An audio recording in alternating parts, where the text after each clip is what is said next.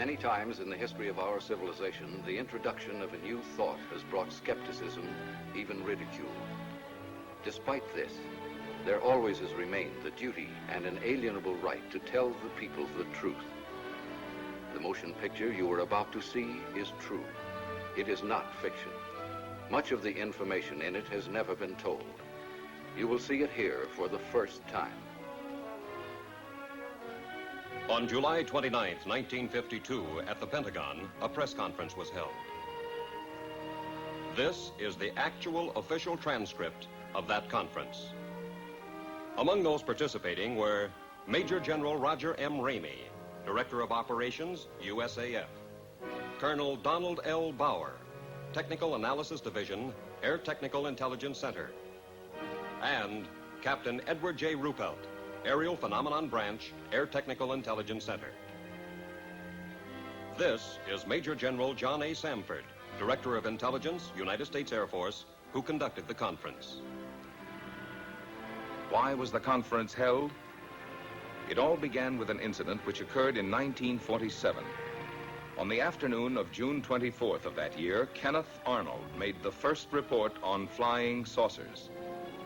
On this day, Arnold took off from Chehalis, Washington, and flew toward the Rainier Plateau at an elevation between 9,000 and 10,000 feet.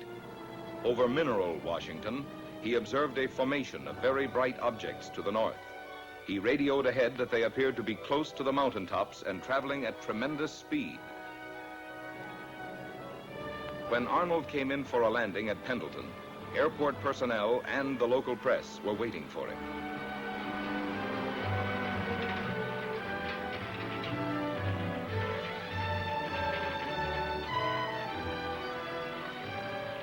Arnold counted 9 objects in echelon formation.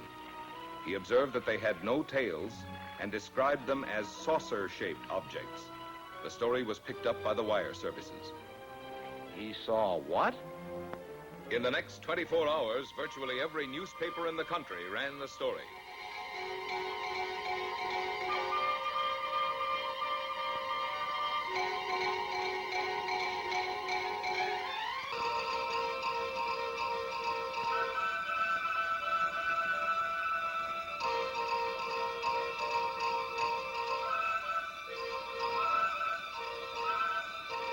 The Arnold report precipitated an avalanche of sightings from cities, towns, villages, from every section of the country.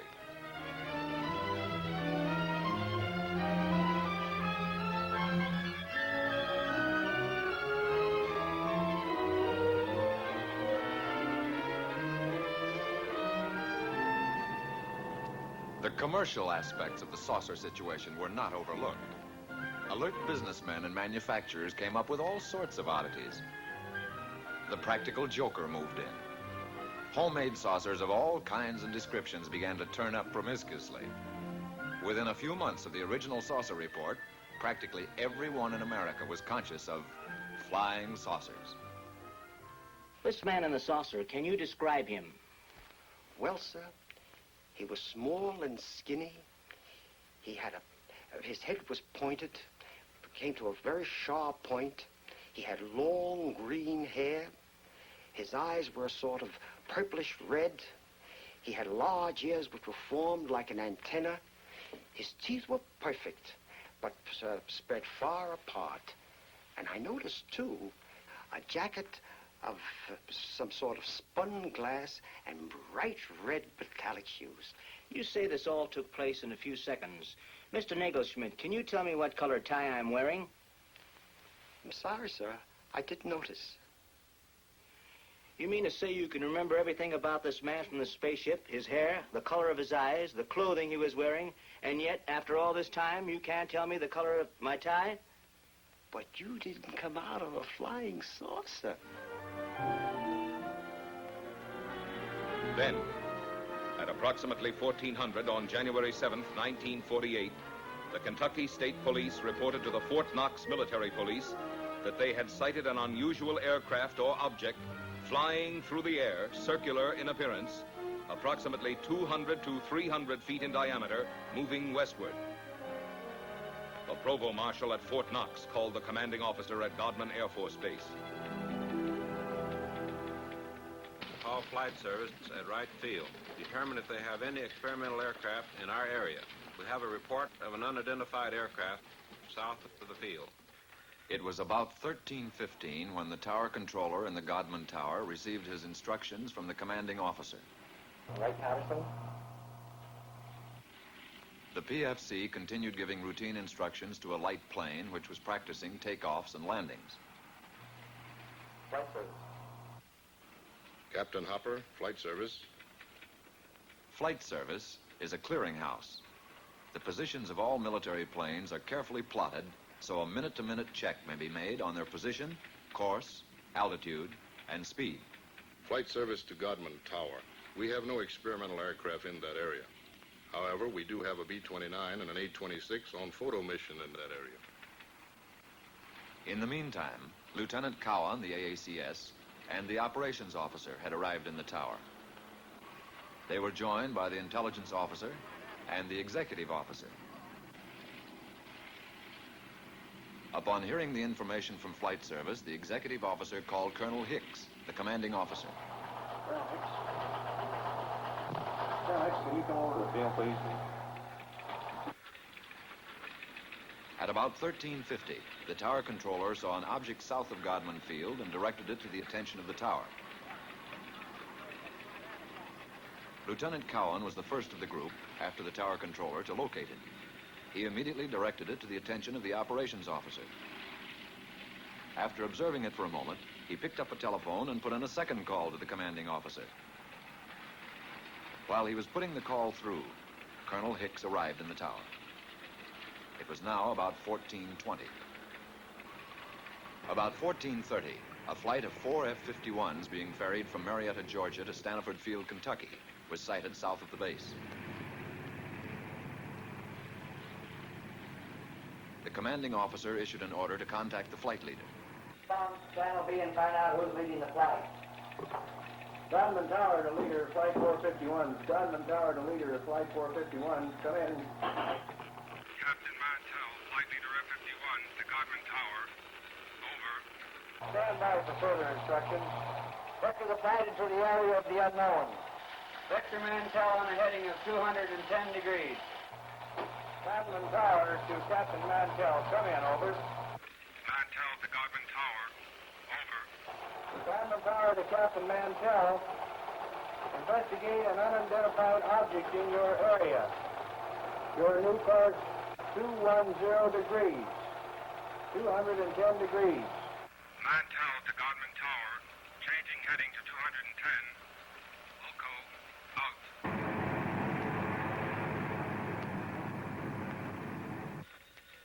One of the ships in Mantell's formation, NG-336, piloted by Lieutenant Hendricks, requested permission to land at Stanford Field to refuel and get oxygen. Permission was granted. Captain Mantell and the other two planes started to climb toward the object. The second pilot made a similar request. Both wingmen refueled and, after getting oxygen equipment, took off again. Captain Mantell, flying NG-3869, continued climbing, outdistancing his wingmen. At 14:45, Mantell called the tower. Mantell to Tower. I see it. Above and ahead of me. I'm still climbing. A few moments later, one of Mantell's wingmen was heard. What the hell are we looking for? After a moment, Captain Mantell made a reply. Mantell to Tower. The object is directly ahead of and above me. Now moving at half my speed. Godman Tower to leader, Flight 451. Godman Tower to leader, Flight 451. Come in. Mantell to Tower. It appears to be a metallic object of tremendous size. The object now was in visual view of the tower personnel. Mantell to Tower. I'm trying to close in for a better look. I'll go to 20,000 feet. Shortly after this, Pilot Hammond, the remaining wingman with Mantell, called Mantell over his radio. Level off, Captain, until I've regained visual contact. The personnel in Godman Tower waited tensely for Mantell's reply, but he made no answer. A moment later, Pilot Hammond made another report to the tower. Mantell seemed to have disappeared. Mantell had apparently climbed beyond his wingman. At 15:25, the remaining wingman broke off and returned to Stanford Field. The object, which was in visual sight from the tower, as were the F-51s during the chase, disappeared at approximately 1550. The F-51s were first lost to view, and then the object went behind a cloud. Godwin Tower to Captain Mantell. Come in. Over. This is Godwin Tower to Captain Mantell. Come in. Over. At 1750, Staniford advised Godman Tower that Mantell had crashed 5 miles southwest of Franklin, Kentucky. The crash had occurred at approximately 1645. Captain Mantell was killed.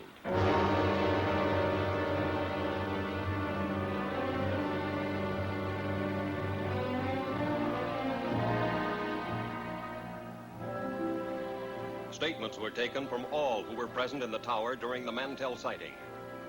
The tower controller stated, It looked silver or metallic. the intelligence officer, It appeared to be a bright silver object. the executive officer, It was circular in shape. the AACS, A small white object in the sky. the operations officer, It appeared round and white. the commanding officer. It could be seen plainly with the naked eye. The statements were typed up for the necessary signatures as the interrogation concluded. There was one point on which there was some disagreement. Not everyone who had been present in the tower had heard Mantell when he reported over the radio that he was moving in for a better look.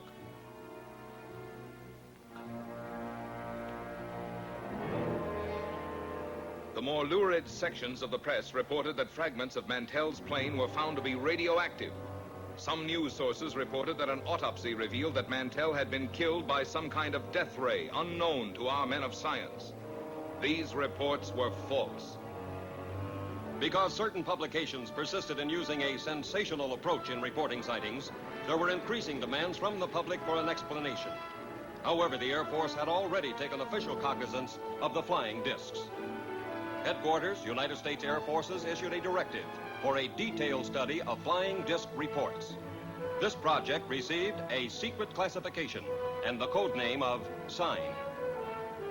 Department of Air Force and Department of Army letters directed all respective subordinate units to report directly to Air Materiel Command all information concerning unidentified flying objects.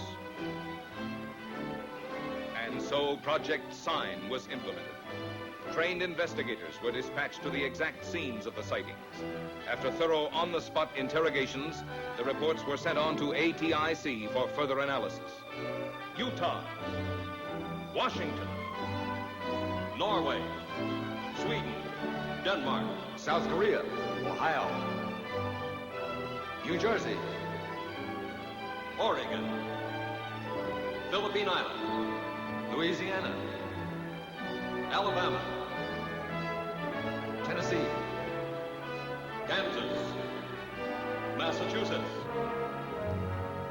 As an example of the credible type of sightings reported by reputable, trained observers was the report of Captain Willis Sperry. What is your full name, Captain? Captain Willis Sperry, How long with American Airlines? 17 years. What was the date of sighting? May the 29th, 1950. And the time of sighting? 9:30 in the evening. The origin of sighting? 60 miles southwest of Washington, D.C. And the destination? Nashville, Tennessee. What was the visibility? It was unlimited. What was your altitude? 7,500 feet. Who of the crew first saw the object? The co-pilot called it to my attention as I had turned to reach for a map. The object was flying head-on at us. It was 50 times the magnitude of the brightest star. I immediately made an abrupt turn to avoid collision. As I looked to my left, the object appeared to come to a stop. Can you describe the shape of the object? It appeared as a perfectly streamlined object without wings or tail section, as it was silhouetted against the full moon. At all times, it had a brilliant, shimmering blue light in the nose. It was traveling at fantastic speed, and although it had passed off our left wingtip, it circled us in a matter of seconds and appeared off our right wing. There again, it stopped, and we watched it for several seconds. When again it started, it reversed its direction. We watched it for several more seconds until it disappeared in the east out of sight. Have you ever seen any other similar object, Captain?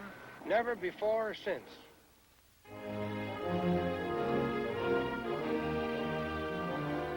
On January 9th, 1950, the press reported that Project Sign was closed. From now on, the Air Force stated its only similar activity would be the routine conventional watch for unidentified flying objects. This is the Daily News building in Dayton, Ohio.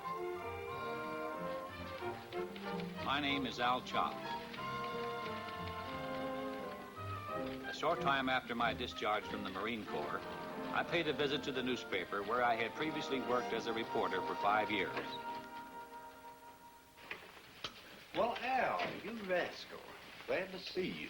Where you been keeping yourself? The editor was a close friend, and he tried to convince me to take back my old job on the paper. He was very persuasive, but for personal reasons, it didn't interest me. Oh, but you remember the old days here. Now it's all different. 3 hours for lunch, double time for overtime, blonde copy girls. Once he realized that my mind was made up, he made another suggestion. It was due to this casual suggestion that I walked right into the middle of the flying saucer story. Ever since the Korean situation, there's a lot of activity out at Air Material Command. You could fit right in that public information office there. Who's the man to see out there? Friend of mine, Major Cross. I'll call him now. The idea appealed to me. I'd always been intensely interested in aviation. Also, I liked the idea of settling down in Dayton again. Both Dee, my wife, and I had a lot of friends there. It would be like coming home again. The editor set up an appointment for me at Air Materiel Command. This is what I wanted, but a man never knows what he's getting into. The next day, I went out to AMC and talked to the major. He seemed satisfied with my newspaper background. I was interviewed by a personnel official who filled out the necessary papers preliminary to an Air Force security check. Full name? Albert M. Chop, C-H-O-P. Age? 35. Married? Wife's name? Dolores. Children? Girl, age 11, boy 5.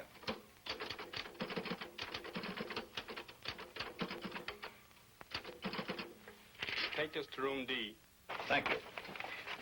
Shortly after, I went on the AMC payroll on the PIO desk. I soon shook down into the routine of the public information desk. There was a wide diversification of projects for which I wrote material. Most of it was released as newspaper copy, with an occasional article published in the magazines. I wrote a piece on a portable printing press that could be set up close to the front line. These presses printed daily bulletins, which proved of great value in sustaining morale of frontline troops. I did a few pieces on helicopters, which were coming into wide use in Korea. Newsweek magazine printed this, and it also appeared in many of the country's leading newspapers. Then, one morning about 10 o'clock, I got a call from a newspaper editor in Boston. The Boston editor wanted confirmation or official information on a flying saucer report out of Sioux City, Iowa. I told the editor that Project Sign had been officially closed. He was insistent, so finally I called Air Technical Intelligence Center. No, Chop. We have no report on Sioux City or any other sighting. You people on PIO desk ought to know we've closed Project Sign. For the next couple of hours, calls came in from newspapers all over America.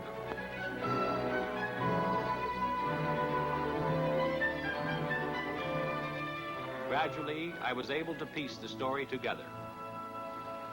On the previous evening, a commercial airline DC-3 in Sioux City, Iowa, had requested clearance from the tower to take off. The tower held them up, informing the pilot that there was a light in the west that they thought might be a light plane. The tower stated that they were trying to contact it, but were unsuccessful. The tower was in contact with another light plane that was coming in for a landing. The DC-3, engines idling, stood by at the end of the runway until the light plane landed and taxied off the strip. The tower then gave the DC-3 pilot permission to take off.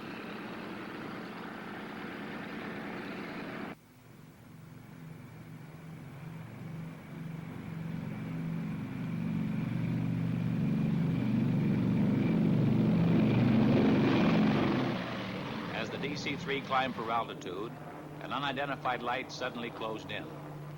This was the object that the tower unsuccessfully had tried to contact by radio.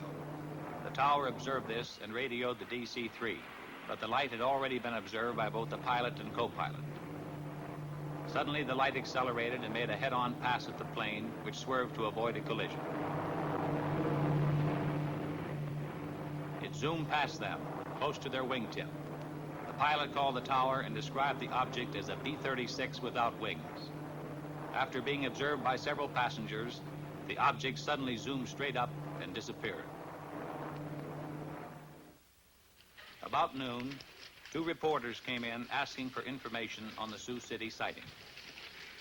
What's new on this saucer story, Al? We have nothing on it. Project Sign is closed. ATIC is no longer investigating these things. How stupid can they get? How can they drop an investigation when there are things going on like this Sioux City incident? Look, George, I don't make policy around here. I've got a job, and I take my orders just like everybody else. They insisted I make another call for verification with ATIC. I indicated to one of the reporters to pick up the extension and listen in, so he, too, could hear. Yeah, hello, Major. Al Chop. A couple of reporters here want some information on Sioux City. Look, Al, the answer is the same. The project is closed. I told you that before. Yeah, thanks, Major. You heard the man. This thing doesn't add up. Those men saw something up there. Oh, there's probably some simple explanation for it. Don't tell me you guys believe this saucer bunk. You're just sitting on a story, Al. Well, you believe what you like. But personally, I think this whole saucer business is pure, unadulterated bunk. One day, shortly after the Sioux City incident, I went over to get a story on a former German scientist. Area B was a maximum security section. The story appeared in the New York Times. I had obtained the background on the scientist from the files. He was formerly one of the top men at Peenemünde, Germany, one of the key figures participating in the successful development of the V-2 rocket. This scientist had succeeded in developing a 98.8% pure aluminum oxide. These crucibles were vital to our nation's defense. They were used to melt super-hard metals needed to build turbine blades for our jet aircraft. Tell me, young man, what new reports are you getting on unidentified flying objects? Flying saucers? Oh, they keep coming in every once in a while, but we don't take them too seriously. Oh, no? Of course not. It must be amusing to a man in your line of work to hear about all these screwball reports. It is my firm opinion that these sightings should be investigated most meticulously. You don't believe that these flying saucers actually exist, do you? And how can you be so certain they don't, Mr. Chop? Well, I just don't believe it. Our minds should be open on all subjects. Wrong conclusions are usually the result of lack of comprehensive analysis. Of course. Well, thank you, Doctor. I won't take up any more of your time. And I'll let you read the article before I send it in. Thank you, Mr. Chop. I'll be looking forward to it.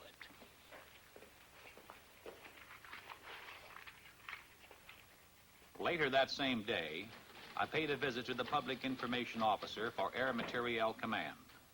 It was his job to know everything that was going on. I brought up my interview with the scientist. He's a top man, isn't he, Colonel? As good as they come. We got on the subject of saucers. He seemed to lend credence to their existence. At least he doesn't deny it. Well, he's not alone in that opinion. I don't understand, Colonel. If a crack scientist thinks they could exist, why not the Air Force? Al, I'm going to let you in on something. Somehow security was breached on the code name Sign. Every news agency knew that Project Sign meant saucers. On top of it, we were up to our bustle in screwball reports.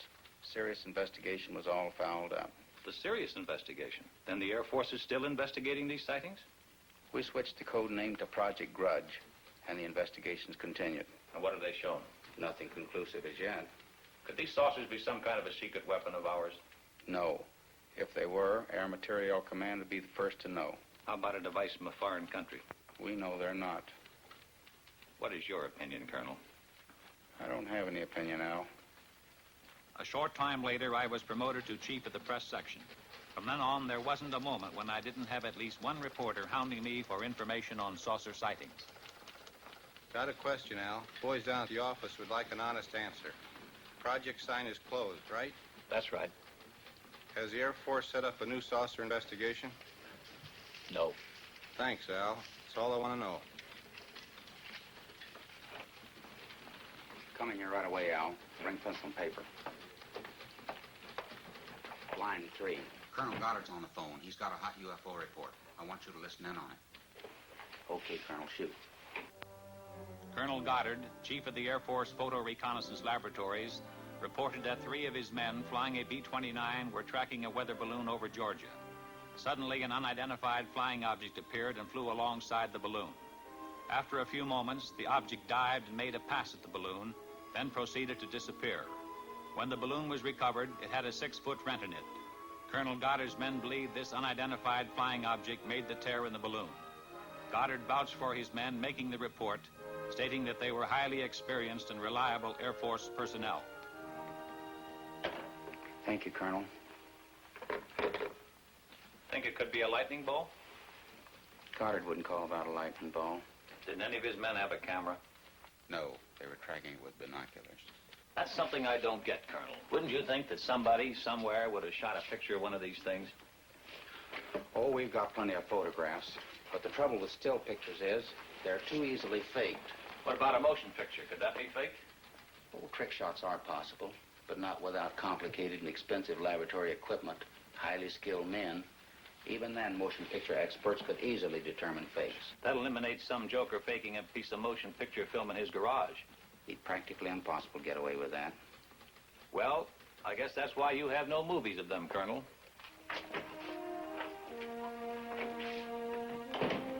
As chief of the press desk, my work hours, my meals, my sleep became increasingly disturbed and chaotic. I saw little of my wife and children. Chip, my son, was at this time making periodic visits to a doctor in Dayton. How's Chip? I feel more hopeful with the new specialist. You look tired. Since you've gotten this new job, the children don't know their own father anymore. Yeah, sometimes I wish I were back on the newspaper. I was talking with Mrs. Collins today. She tells me her husband's cousin works with a man who swears he saw a flying saucer. I thought I told you that term was taboo in this house. Do you really think they might be from Mars or someplace? Look, honey, don't you get like the rest of those screwballs that I have in my hair all day. Every time some kid flies a kite, 50 different people see spaceships. Come on, let's get to bed. A few days later, the colonel and I were talking over routine press releases on a new type transport plane, when suddenly the colonel veered off at a tangent. By the way, there's a magazine fellow coming out here from New York to do a story. I want you to set up appointments with the people he'll want to see. Right. What magazine is he representing? Life. What are they after? He's going to write a piece about unidentified flying objects. Are you serious? Life was given clearance by the Air Force Commanding General. How come? When the General Staff makes a plan, they have the whole picture in view. We here at Dayton see only a smaller section. Pentagon has its reasons. Very good ones, most likely. When the Life story breaks, we're going to have to fight our way in here through a milling mob of inquisitive reporters. No, Al, you won't. You won't be here. Colonel Searles in the Pentagon has requested you by name. He wants you to join his staff in Washington. Colonel, it's been swell working with you. But under the circumstances, I'll be delighted to get out of here.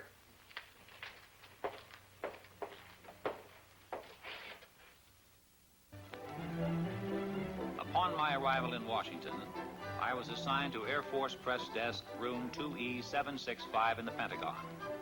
My last official act at AMC had been to arrange the conferences and briefings for Life magazine.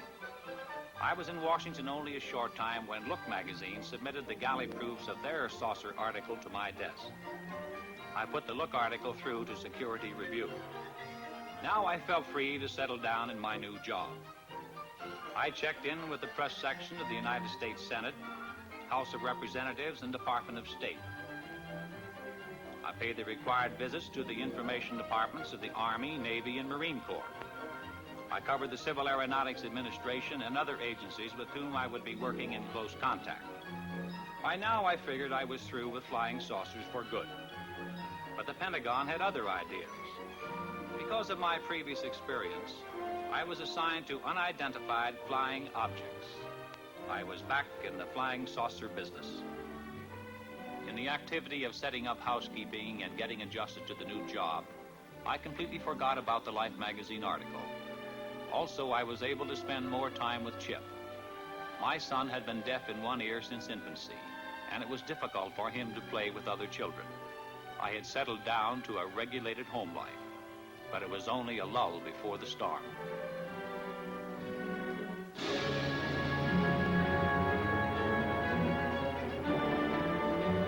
On April 7th, 1952, Life hit the newsstands with the saucer story. The question, if anyone ever had any doubt about it, was forcefully answered.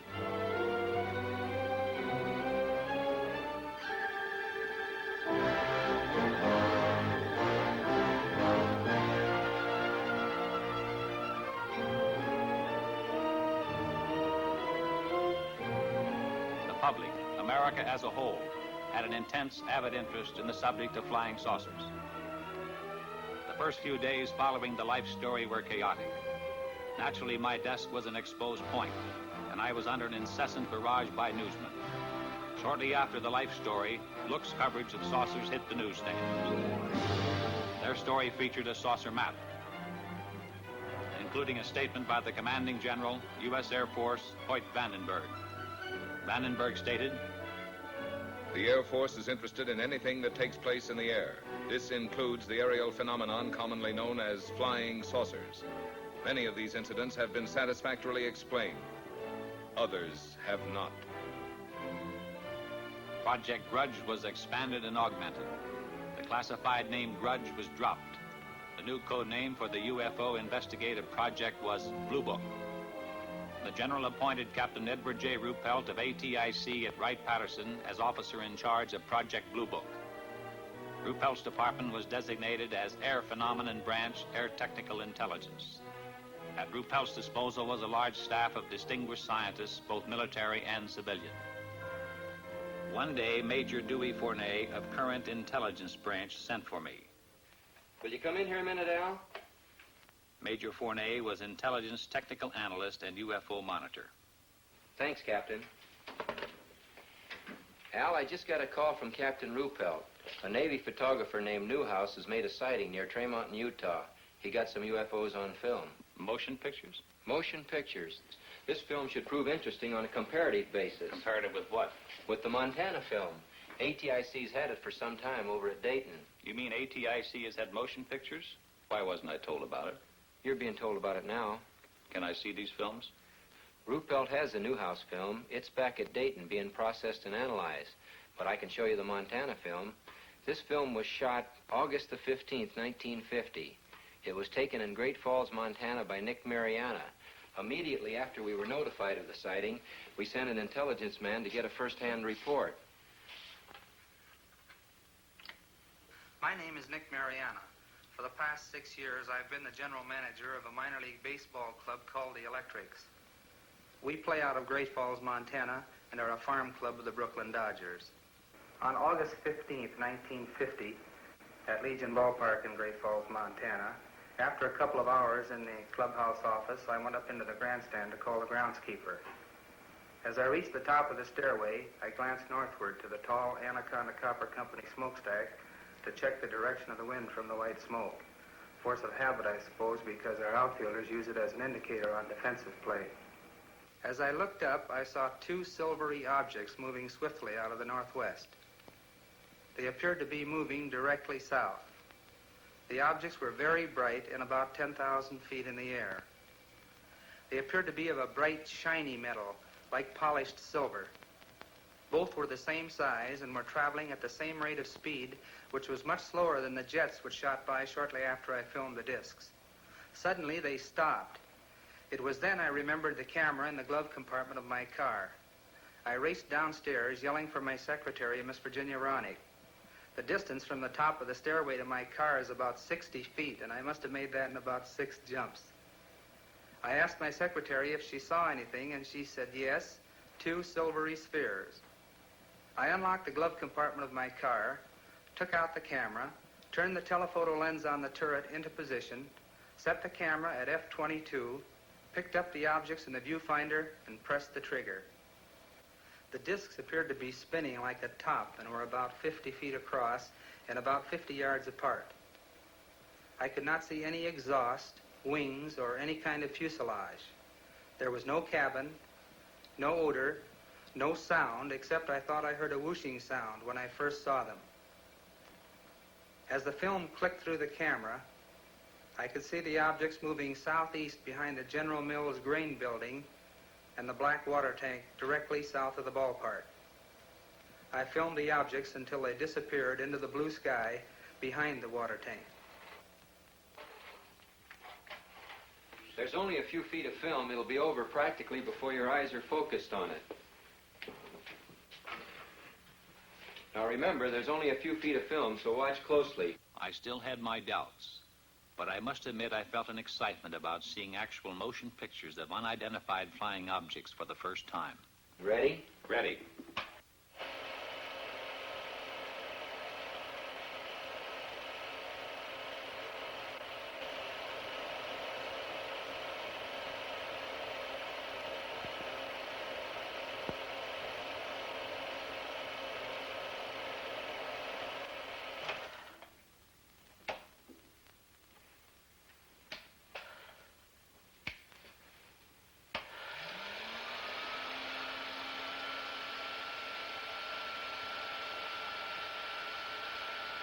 What do you make of it? You saw what I saw. What's your opinion? I'll run it again.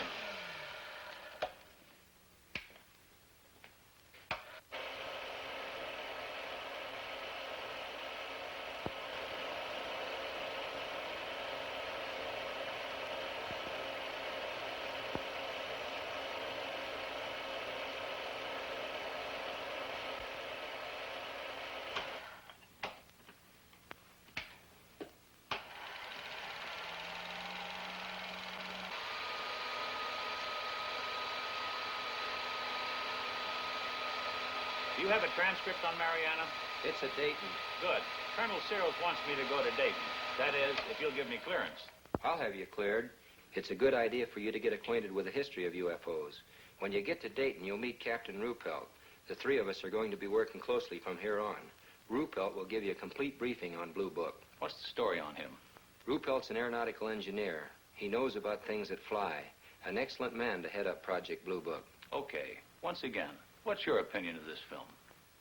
As far as I'm concerned, I'll have to classify them as unknowns. I'll run the film again, this time in slow motion.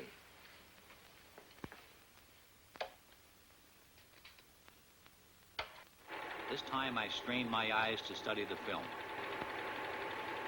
The Air Force analysts, by measuring the angular velocity of the objects and by computing their speed, had determined that they were not balloons.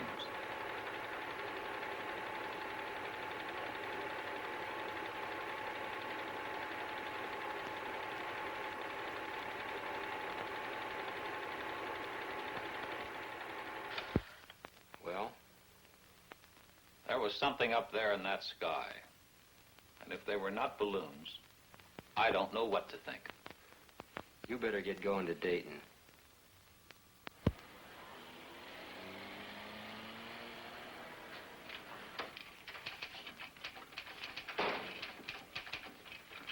Yes, sir. May I help you? Al Chop to see Captain Ruppelt. Captain's right over there, sir. Thanks. Captain Ruppelt, I'm Al Chop. Have a seat, sir. Major Fernet alerted me you're arriving. You've got the green light here. Where would you like to start? As a springboard, I suggested that he brief me on the general outline of how the organization handled reports on UFOs. Ruppelt began to fill me in on the baffling saucer problem, including a breakdown on the reported sightings supplemented by graphs. There were literally hundreds of cases where Air Defense Command pilots had attempted to intercept UFOs. There were sightings where UFOs had been tracked by ground radar, airborne radar, ground observation, and combinations of all these elements. I accompanied intelligence officers on investigations. I witnessed the difficulty in breaking down and gaining the confidence of those who were reluctant to talk about their experiences for fear of personal ridicule and embarrassment. Others were cooperative. I observed the technique of thorough interrogation used by Blue Book's analysis and investigative staff. In almost every case, I heard the same words used to describe the sighting. These words were lights and metallic objects. There were reports by reliable, competent observers, including high-ranking Air Force and Navy flyers, civil engineers, and scientists. I learned that the staggering total of over 3,500 reports had been received.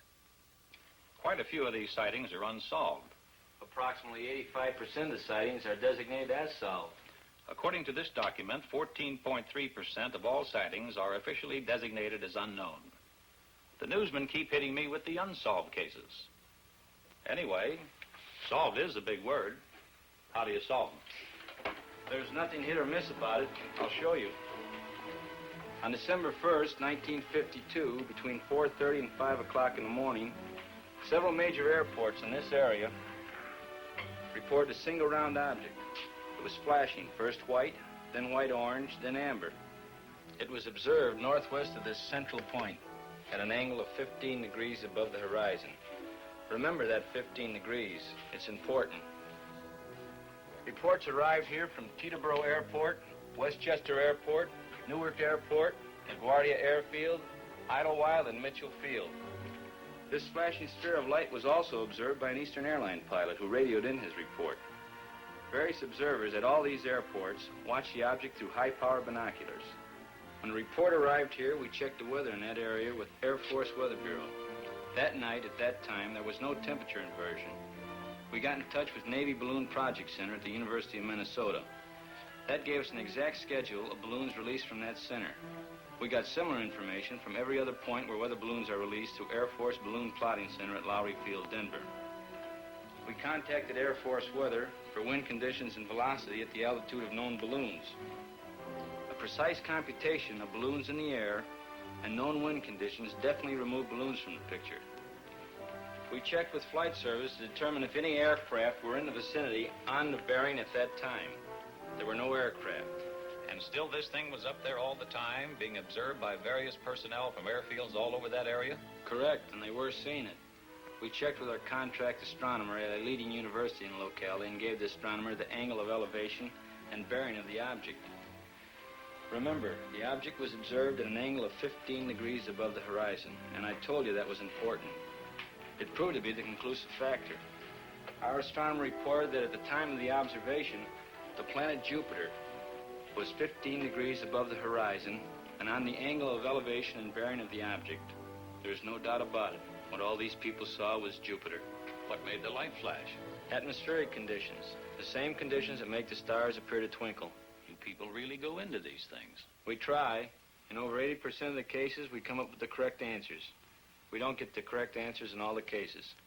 What about the motion picture made by this Navy man, Newhouse? We're working on that. How does it look? Impressive. Can I see it? It's being analyzed. When the film is available, will I be able to take a look at it? As soon as analysis is completed, you'll see it. Satisfied? Yeah. How long will that take? About a week. We're doing an exhaustive check on the Newhouse stuff. Really putting it through the ringer. When we're through, we'll forward a print to the Director of Intelligence with a complete report of our analysis. Fill me in on Newhouse. Would you consider him a qualified observer? He rates as a top flight observer, an extremely competent one. Immediately upon getting word of his sighting, he dispatched an investigator from Travis Air Force Base to interrogate Newhouse. The exact date of his sighting was July 2nd at 11 a.m., Mountain Standard Time. I was driving on U.S. Highway 30 South with my wife and our son Delbert and our daughter Ann. We were on our way from Washington, D.C. to Portland, Oregon on vacation before reporting to my new duty station at the Aviation Supply Depot, Naval Supply Center, Oakland, California. About 7 miles after we passed through Trail Mountain, Utah, my wife noticed a group of objects in the sky which she could not identify. I pulled over to the side of the road, stopped, got out, looked up, and saw the objects. There were about 12 of them in a rough formation, proceeding in a westerly direction. They were like nothing I'd ever seen before, although I've logged some 2,000 hours in the air. They were identical in appearance. How would you describe these objects?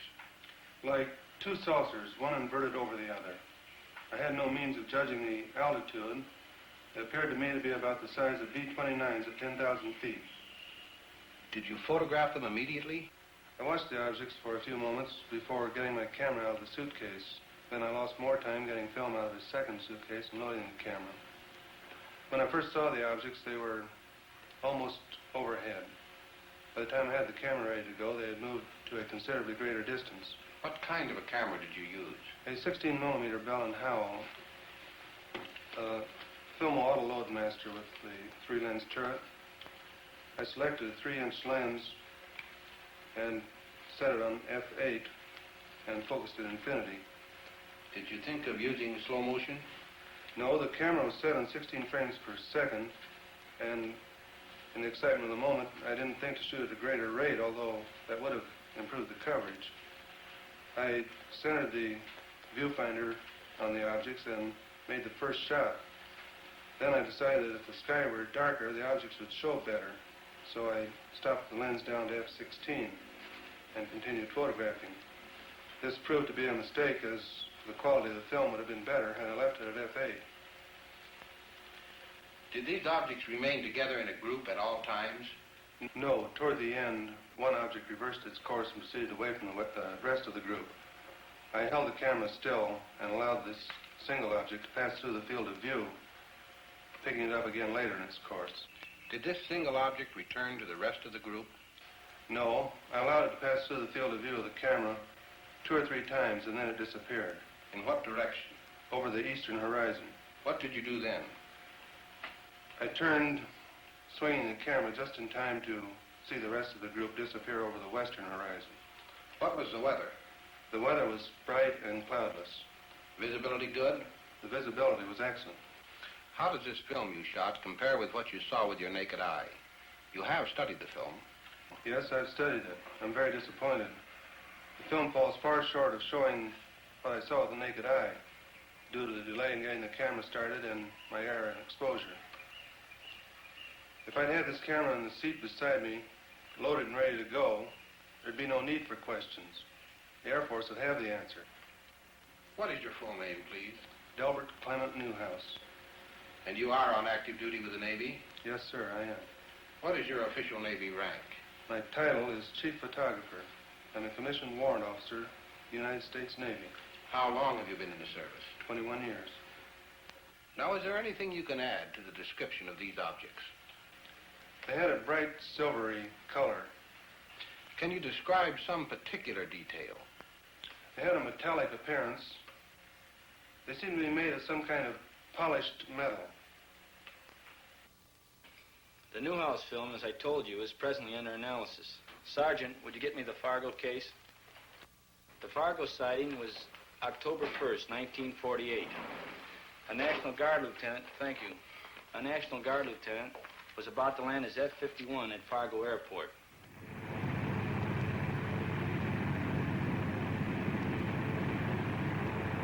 Captain Ruppelt gave me the details from the record. The pilot, after a routine patrol flight, was cleared by the tower to land when he asked, "Anything in the way?" There's a Piper Cub below you. Nothing else in the air. I see the Piper Cub. I see another light about 1,000 yards ahead of me. It looks like the tail light of a plane.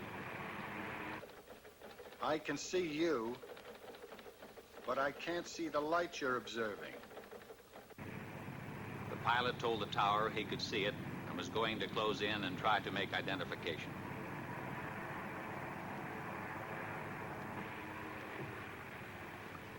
I can see it clearly now. A small white light. It keeps blinking on and off. As he approached it, the blinking light became clear and steady. Suddenly, it pulled into a sharp left bank. I think this thing is going to make a pass on the tower. I see it now. I see it. The pilot dived on the light, and And although he brought his manifold pressure up to 60 inches, he reported, I can't seem to catch up with the thing. It's gaining altitude and it's just made an impossible turn. A 90-degree turn to the left. You're right. It's gaining altitude on you. And it's still in a very tight left turn. By that time, they were at 7,000 feet, when, suddenly, the light made a 90-degree right turn. It's headed straight at me. The light passed directly over your canopy at, I estimate, about 500 feet. The object suddenly shot straight into the air. The pilot followed it to 14,000 feet when his plane went into a power stall. The object disappeared. The chase had lasted approximately 27 minutes. The officer in the tower was the airport traffic controller. The lieutenant was an instructor for the French during the Second World War. He said he was sure there was an intelligence behind the movements of the lights. He stated, too, that no earthborn pilot could have withstood the G-factor inherent in the object's turns and speed without blacking out. Was there radar at the field? No, there wasn't. Too bad. Radar would have made it airtight. Not necessarily. I thought a radar return was indisputable evidence. No, it isn't. Are you a radar expert? No, I'm not, but I have one on tap. Give me extension 361. We have a team of 3 radar analysts here in Air Phenomenon Branch. I want to talk to Wynn Swanson. All radar reports received here pass through this radar analysis division. Swanson? I have a man here from the Pentagon. He's cleared. Wants to know about radar. Okay. The field's socked in solid with fog, but he'll take you over to GCA.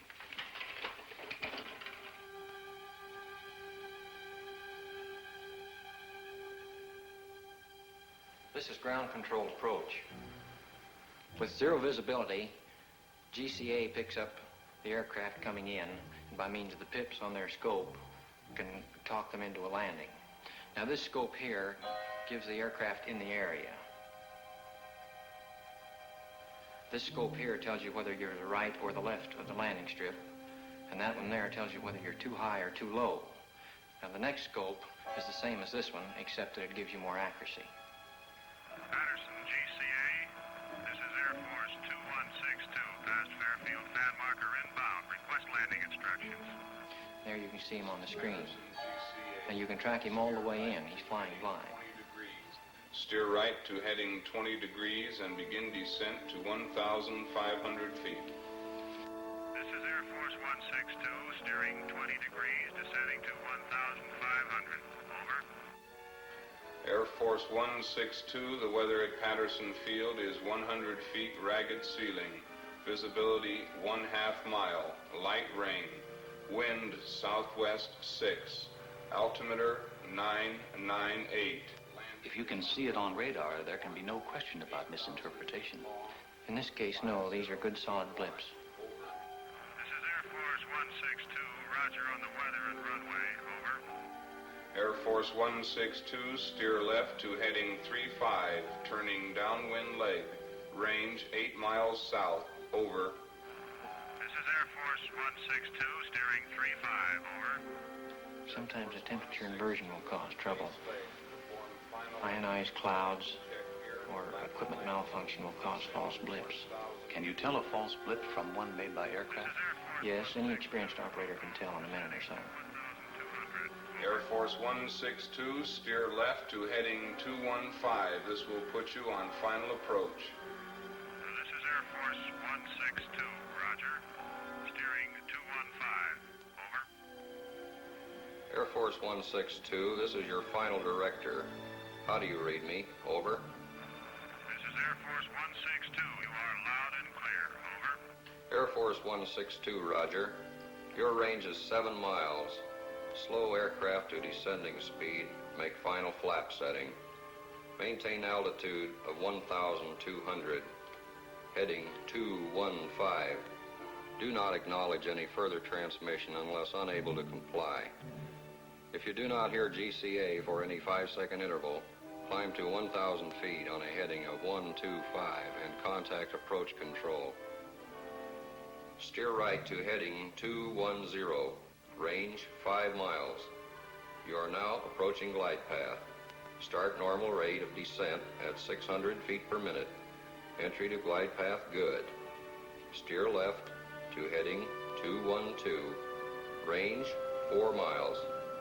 Go above glide path 10, 15, 25 feet high. Increase your rate of descent slightly. Heading 212. Holding you on the center line. Holding 2 feet high on glide path. Check that descent. Steer right to heading of 213.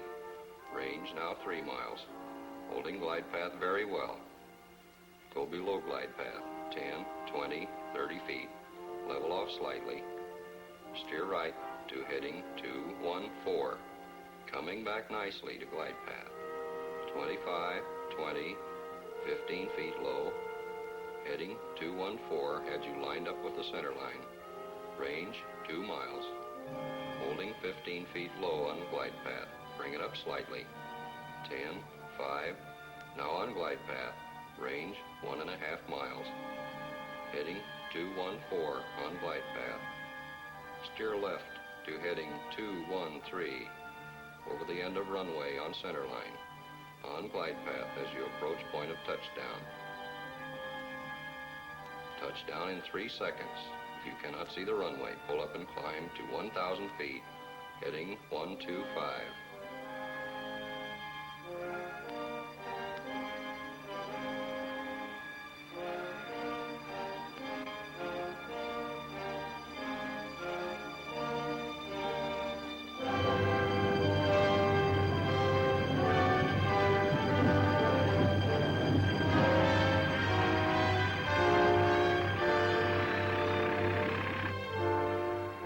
Safe at home. Well, that's it.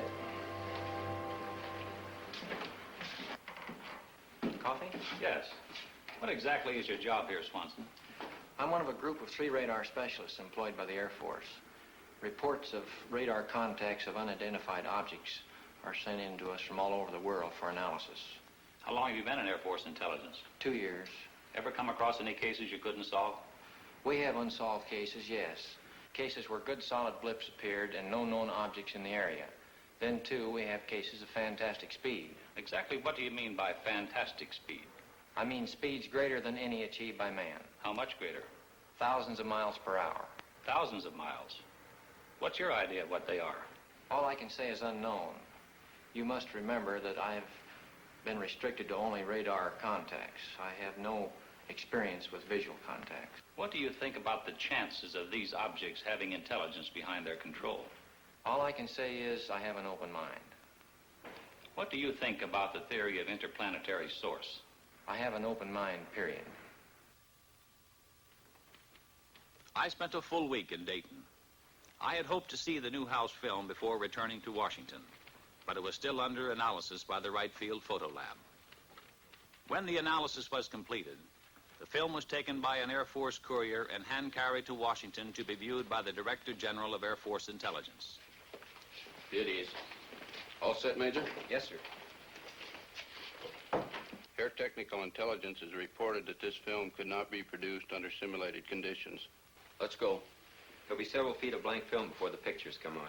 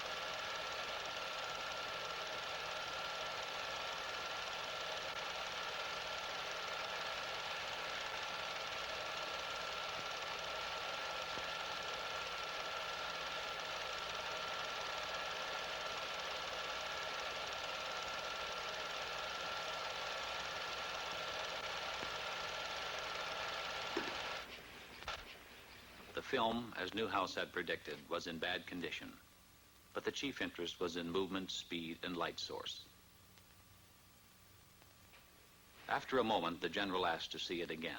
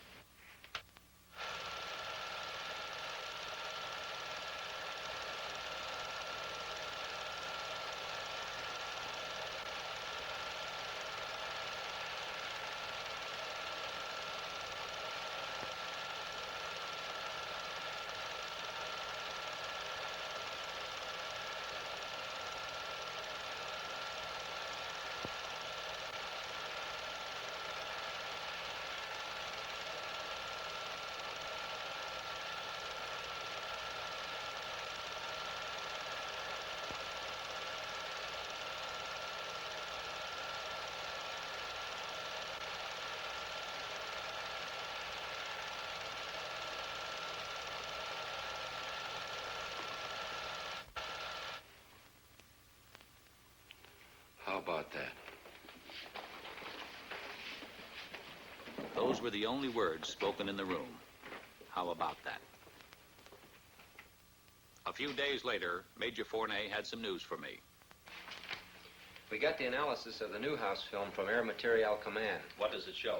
Not birds, not balloons, not aircraft, not faked. With a telephoto lens used, weather balloons within 5 miles distance could have been determined on the film. At a greater distance than 5 miles, they could not attain the speeds calculated. Within a 5-mile range, an aircraft of 40-foot wingspan could have been clearly determined. In excess of 5 miles, the speeds of the objects are greater than aircraft could achieve, except in a straight-line speed run. No bird is sufficiently reflective as to cause the film to react as strongly as it is done. If they're not birds, not balloons, or aircraft, and the film isn't faked, what can these things be? The official conclusion is unknowns. The Newhouse film was only the overture. A few minutes before 1 a.m., July 20th, 1952, the curtain on the first act of the Washington drama went up. The unknowns moved in for the first time over the national capital. I had always regarded myself as a man with an intuitive nose for news. So, through the first Washington sighting, while the saucers hovered over the city, I was in bed, sleeping soundly through it all. When I reached my desk that morning, we were flooded with newspaper queries. Telephones were jangling throughout the day. Irate editors from all over the country were insistently demanding more specific information. Newsmen from the wire services, reporters from local and out-of-town newspapers were hemming me in, belaboring me with questions for which I had no answers. For the first couple of hours, we at the press desk had a terrible time getting the story straight ourselves. But bit by bit, I managed to piece it together. There had been both visual and radar contacts. Andrews Field, the Air Force installation, had radar returns similar to those on the CAA radar. Jets had been scrambled in an attempt to make an intercept of the UFOs, but they had not been successful. The week after the Washington saucer sighting was a mad, chaotic one. The story was headlined from coast to coast. As the PIO man assigned to answer saucer questions, I had been under an incessant barrage of inquiries day and night by newsmen. I could get no sleep, no rest at all. Among other things, the Washington Daily News published an interview with Harry G. Barnes, Senior Air Traffic Controller, Civil Aeronautics Administration. Barnes stated, "There is no other conclusion I can reach but that for 6 hours on the morning of the 20th of July, there were at least 10 unidentifiable objects moving above Washington. They were not ordinary aircraft. I could tell that by their movement on the scope. I can safely deduce that they performed gyrations which no known aircraft could perform. By this I mean that our scope showed that they could make right-angle turns and complete reversals of flight. Nor, in my opinion, could any natural phenomena account for these spots on our radar." Then, exactly a week later, it really broke loose. It was the night of July 26, 1952. At 10:30 p.m., I received a phone call from Ray Nathan at CAA. Hello. Chop? Yeah. Ray Nathan, get down here right away. What's up? The radar at Washington National is picking up unknown. Again? The press is hounding me for a statement. I don't know what to tell them. Dee, bring my coat and the car keys. Stall them off. I'll be right over. A couple of guys from Life magazine are here with a camera. Stall them, too. What's the matter? Radar is picking up unknowns over the capital. Don't wait up. At 11:10 p.m., Major Forney received a call from Lieutenant Colonel Thomas, Air Force Intelligence Duty Officer at the Pentagon, informing him of what was going on at Washington National. As I raced to the airport, I kept glancing up through the windshield, expecting to see the things, but everything seemed normal.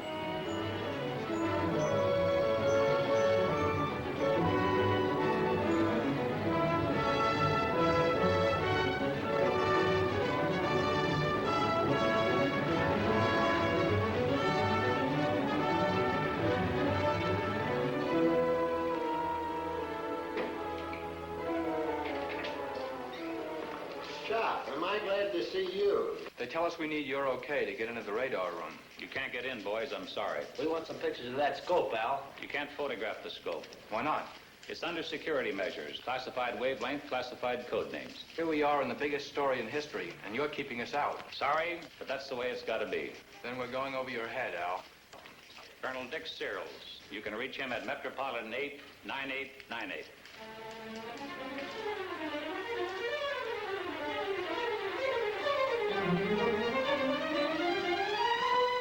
Another one. Look at him go. One of them is an airliner. It's a slightly different shape. Did you alert the Air Force? I called Air Defense Command. What'd they say? They're scrambling a couple of jets. Same as last week? Uh-huh. Could this be caused by temperature inversion? Inversion? That isn't inversion, and it's different than the ground clutter we pick up. Did you call the Air Force Command Post at Pentagon? No, we work through Filter Center. I'd better call them.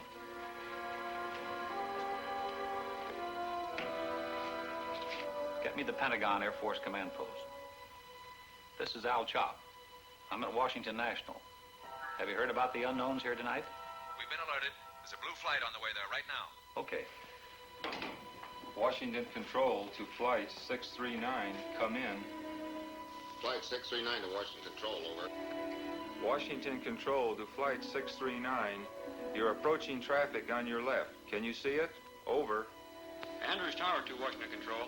We show an unknown just to the left of Flight 639. Flight 639 to Washington Control. We can see that traffic on our left, over. Washington Control to Flight 639, what does the traffic look like? Over. Flight 639 to Washington Control. It's a light, a blue-green light, over. Washington Control to Flight 639, can you make out what type of craft it is? Over. Flight 639 to Washington Control, no. We can just see a light, a blue-green light, over. Washington Control to Flight 639, roger, out. This is Bluebird 1 to Washington Control. Come in. The jets are coming on now. Washington Control to Bluebird 1, change course to 225 degrees. Bluebird 2, hold your course, over. Bluebird 1 to Washington Control. Wilco, out. Bluebird 2 to Washington Control, Wilco, out. They're gone.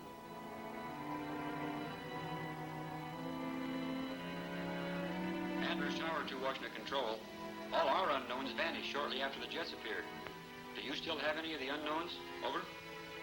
Washington Control to Andrews Tower, the same thing happened here, out. Washington Control to Bluebird 1, all the unknowns had disappeared. You say those returns are the same as those you got last week? The same as last week. At this point, Major Forney arrived with a Navy Electronics Intelligence Officer. Gone? Like that. As soon as the jets came on the scope, the unknowns left. Bluebird 1 to Washington Control. We're going back to the base and refuel. Can't see anything around up here. Visibility is good. Over. Washington Control to Bluebird 1, roger, out. Were they good returns? Good returns. Has the set been checked for malfunctions? The radar equipment is in perfect operating order. They're back. Andrews Tower to Washington Control. They're back. Just as the jets left our scope. They dropped back in again out of nowhere. You got them? Over. Those blips are solid. They're good and solid. Washington Control to Andrews Tower, same thing happened here. Get me the Pentagon command post. They're all over the scope. 2 in the northeast quadrant, 4 in southeast quadrant, 3 in southwest quadrant, 3 in northwest quadrant. Over. This is Major Fournet calling from Washington Control. Radar is picking up 14 unknowns again. The chief controller tells me the unknowns disappeared from the scope as soon as the jets came in and were picked up again when the jets left. The Navy Electronics Intelligence Officer confirms that the unknown blips are good and solid. I recommend a couple of more jets be sent up immediately to investigate. Yes, sir.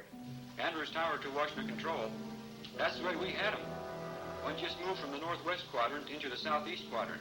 It stopped over the White House. They're scrambling a couple of more jets. Washington Control to Andrews Tower. Roger on the change. Now it's moving back. Do you get it? Over. It's back in the northwest quadrant. Over. Washington Control to Andrews Tower. Roger. We've got a scramble out. What are those? Slight temperature inversion. You can see the difference in the returns. One strong, the other weak. These unknowns are solid objects. Red Dog 1 to Washington Control. We're approaching the area. Over. Washington Control to Red Dog 2. Change course to 265 degrees. Washington Control to Red Dog 1. Change course to 114 degrees. Over. Red Dog 1 to Washington Control. Wilco, out. About 4:30 a.m., Major Fournet received a long-distance telephone call from Robert Gina of Life magazine. He wanted permission for his people to interview the pilots of the first scramble at Newcastle. Major Fournet decided that under the circumstances, it would be wise for him to take the call. Washington Control to Red Dog 1. Change course to 315 degrees. Over. Red Dog 1 to Washington Control. Wilco, out. Washington Control to Red Dog 1. Come in. Red Dog 1 to Washington Control. Over. Andrews Tower to Washington Control. Our scope shows Red Dog 1 is right in the middle of the unknowns. Washington Control to Red Dog 1. Can you see anything on either side or to the front of you? Over. Red Dog 1 to Washington Control. Can't see anything. Wait a minute.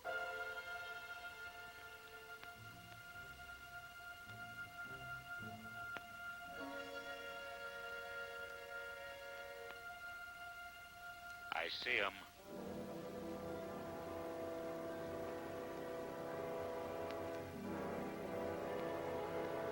Yeah, I see him.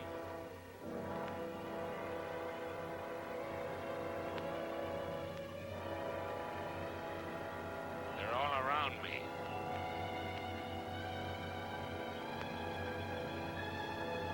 They're moving in on me.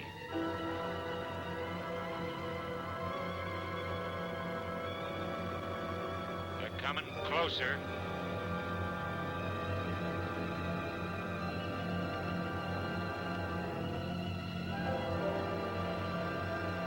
They're coming closer. They're coming right at me.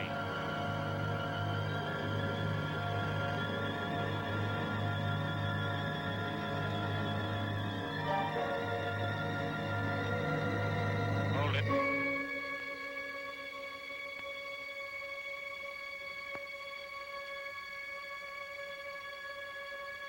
They're moving off. I'm at maximum speed. They're going away.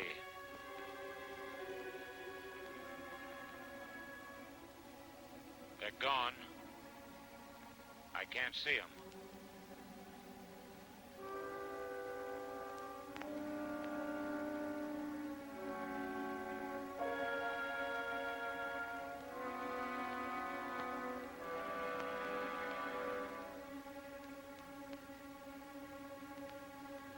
Red Dog 1 to Washington Control.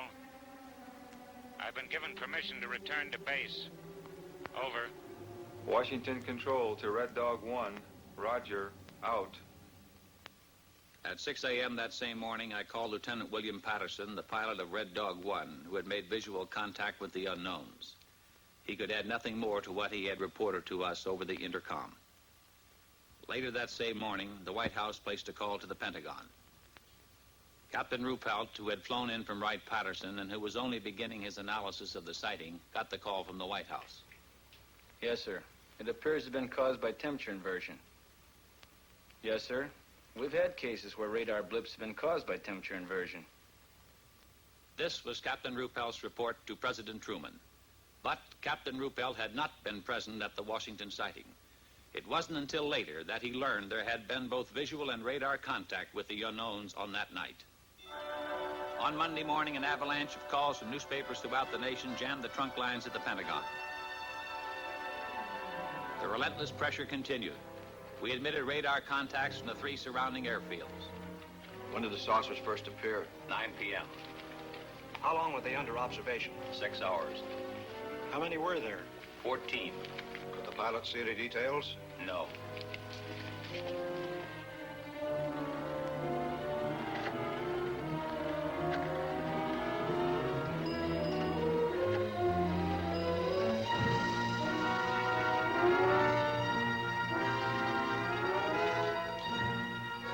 In an interview which appeared in the Washington Times-Herald, Lieutenant Patterson, pilot of Red Dog 1, said he concentrated on one of the bright lights, but it outran him.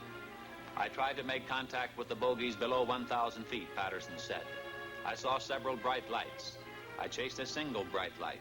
I was at my maximum speed. I ceased chasing it because I saw no chance of overtaking it.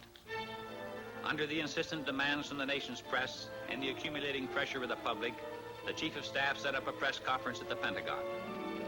I was present when General Sanford spoke for the newsreel cameras.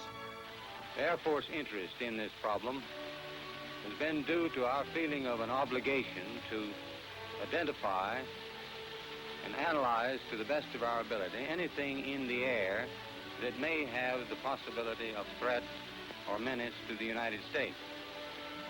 In pursuit of this obligation, since 1947, we have received and analyzed between 1,000 and 2,000 reports that have come to us from all kinds of sources.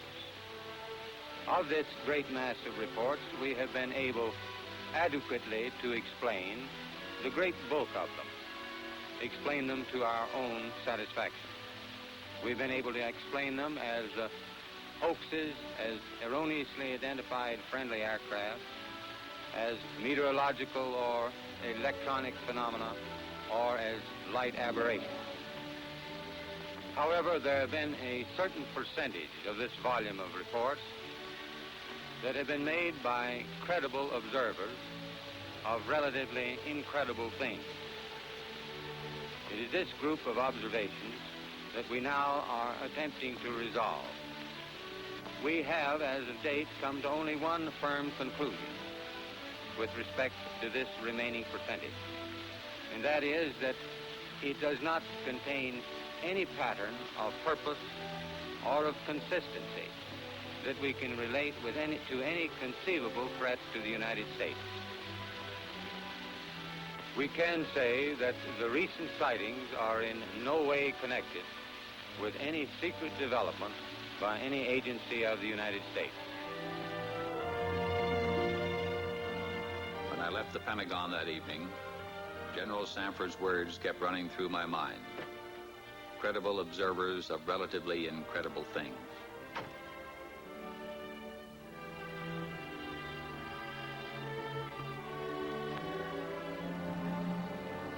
The theories of the skeptics could not stand up to the actual experiences of high-ranking military personnel, radar experts, airline pilots, and other responsible witnesses referred to by General Sanford as credible observers. I started to walk through the streets of Washington, the words remaining with me, credible observers of relatively incredible things. I recalled, when I first joined the project at AMC, how I regarded with disbelief the whole subject of flying saucers. But piece by piece, the evidence had crystallized, until now, in my opinion, there was no doubt as to their existence. Now, so far as I was concerned, it was no longer a question of whether or not there were unknown objects flying in our atmosphere. For me, the only questions that remained were, what are these objects? Where do they come from? To me, the evidence indicated intelligence behind their control, and by now the belief that their source was interplanetary was no longer incredible.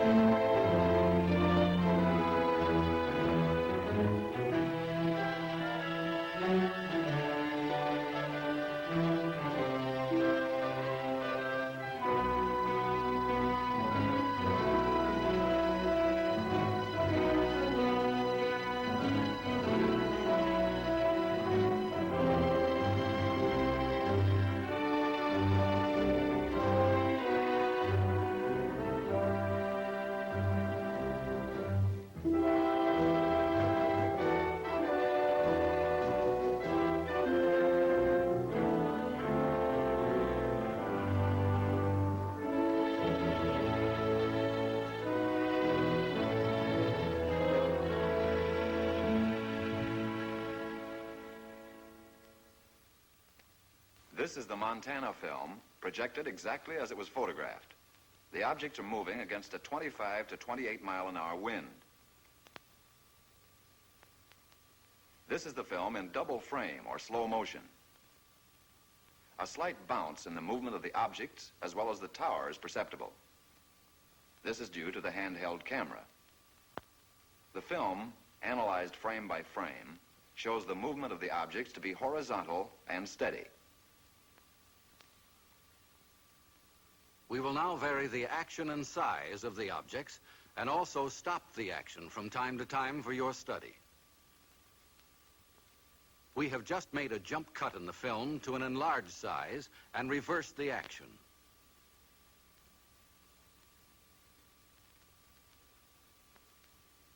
You are now seeing the objects exactly as they were photographed, but from a closer perspective.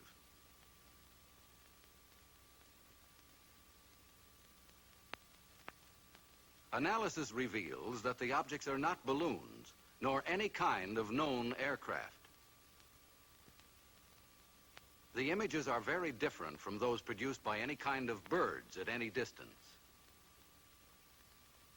The shape, brightness, speed, rectilinear path, steady motion, and separation rule out various forms of optical atmospheric mirages or cloud reflections.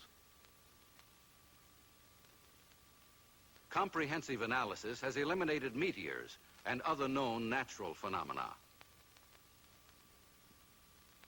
The possibility of airplane reflection has been carefully studied and ruled out. This is the Utah film as it was originally photographed. The image structure and maneuvers definitely eliminate any kind of known aircraft. This is where Chief Photographer Newhouse, in his excitement, changed exposure. He believed that by changing density and giving the film more contrast, he could clarify the objects. The single object that reversed its course. The bounce is due to handheld camera. Now we study the action of one section of the film. We stop the action. We move in. Within a 5-mile range, aircraft could be determined. In excess of 5 miles, the speeds are greater than aircraft can achieve, except in straight-line speed runs. The movement here follows an elliptical or circular pattern. Microscopic examination reveals that the objects are well focused. Their size varies from 1/6 to 1/10 the size of the moon, as it appears to the naked eye. Their form is circular and sometimes elliptical. This fits the commonly used flying saucer description. Observe the object in the upper left corner. We move in to study the action.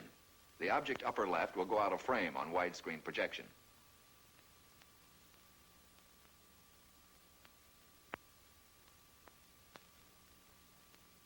Observe the motion of the two objects upper right as we rock them back and forth.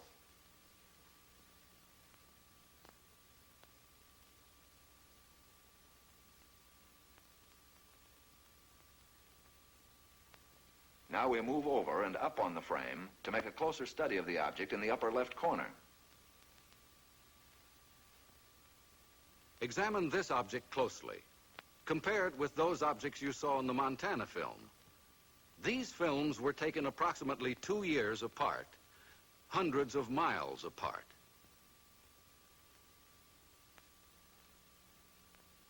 We drop back to the original perspective and resume. Now the section of the film where photographer Newhouse changed exposure. Weather conditions, together with the persistence and motion of the formations, eliminate the possibility of atmospheric mirages. Photogrammetric experiments have shown that the images cannot be associated with any kind of birds at any distance. Stop. Now forward again.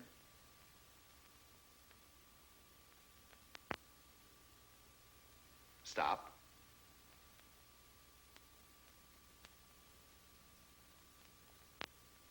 We drop back to original perspective.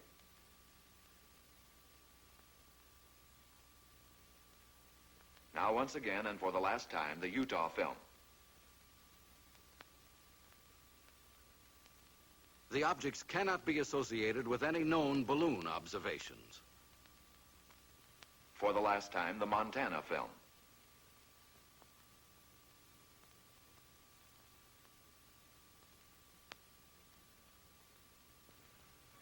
The motion picture you have just seen is authentic. It is substantiated by documentation, eyewitness accounts supported by affidavits, and official government reports. The evidence has been presented to you with integrity and objectivity to establish the fact that unidentified flying objects, commonly known as flying saucers, do exist. Some kind of flying objects have been photographed in the sky. If they cannot be identified as objects known to man, what are they? If they are not man-made, who made them? If they are not from this planet, where are they from?